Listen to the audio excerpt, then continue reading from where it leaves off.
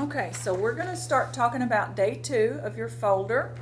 Um, we're going to start talking about, if you would just turn the page now, we're going to talk about our Orange Grove seizure guidelines.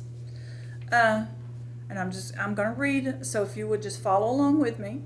Per the recommendation of the consultant neurologist and the approval of the Orange Grove Center Medical Committee, the following guidelines are to be followed when any individual has a seizure or has what appears to be a seizure.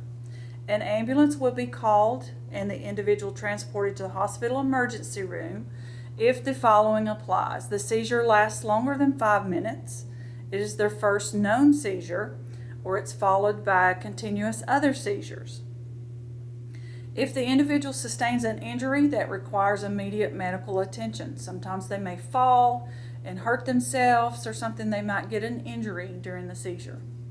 If an individual has a specific seizure protocol, then that protocol should be followed exactly as outlined and supersedes the OGC guidelines.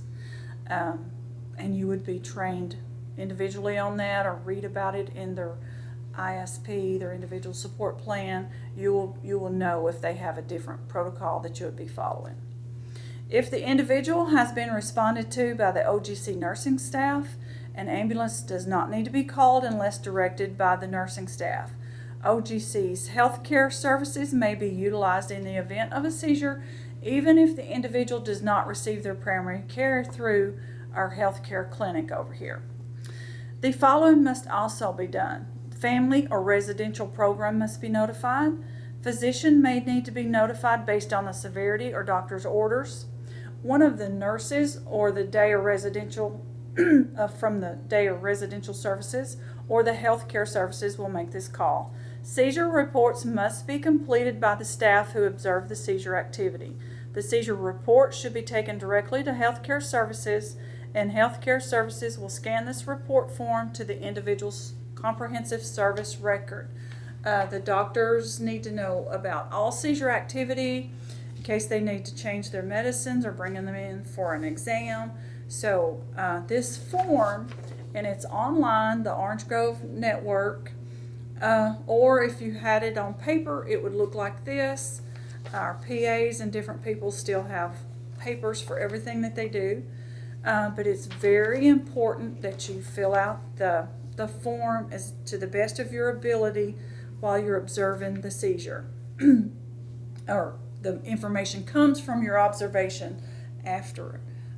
You would put their name, the time, the date, the manager's name or the teacher in the room, somebody that's the manager, and the room number, or whether it's a classroom or home or wherever wherever the location is. Before the seizure, where was the client before the seizure? Is it one of these that you can circle, classroom, cafeteria, residence, playground, bathroom, or the bus? Or if it's not one of those that you can circle, write it in under other. What was the client doing? Write that in. Did the client have an aura before the seizure? Yes or no? If yes, describe. Any health problems preceding the seizure? Yes or no? If yes, was it one of these that you can circle? Vomiting, cold, diarrhea, earache, or other. Other seizures today? No or yes? If yes, how many? During the seizure, did you see the beginning of the seizure? Yes or no? What was the first behavior you observed? Was the whole body involved? If no, which part was involved? What type of behavior did you observe? Did the individual talk or cry out during the seizure? If yes, explain. How long did the seizure last? Hours, minutes, seconds. It's very important if you can put that time in there. Observations. Their eyes, were they rolled upward? Were they closed, looking left or right? Did they flutter or were they wide open? Their skin, hot and dry, pale, hot and sweaty, flushed, cold and clammy, or did they turn blue? Incontinence of their bowels or bladder. Did they lose consciousness? If yes, how long? After the seizure, Were they alert, drowsy, confused, agitated, or other? You can write it in. Complaints of headache, weakness, paralysis, or other? Write that in. Was the individual able to verbalize? Yes or no? Or are they a nonverbal person? Were injuries sustained as a result of the seizure? If yes, describe. Did this seizure differ from previous seizures that they've had?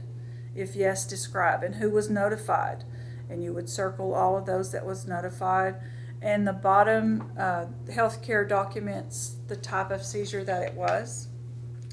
And the next page is the multiple seizure form.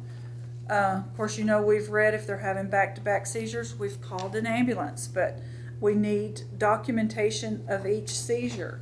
So these are some of the same questions that you answered on the other page, but now you're going to document each subsequent seizure in the box. The date, the time, the duration, the body position, and any other comments that you might have in your initials. So you're just listing those while you're waiting on the ambulance, so you're just making sure that you keep them safe and get that form filled out so it gets scanned to their comprehensive service record.